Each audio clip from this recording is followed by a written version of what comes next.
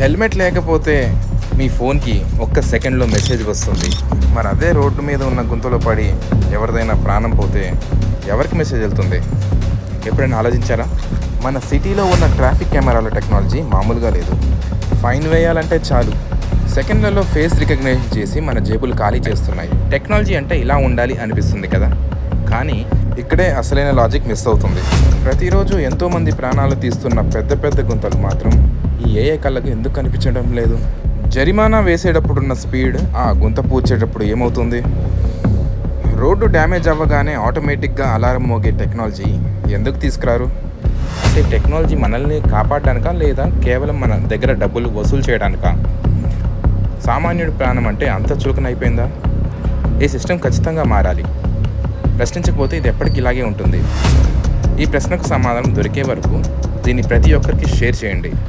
ఎందుకంటే రేపు గుంతలో పడేది మీరో నేనో కాకూడదు.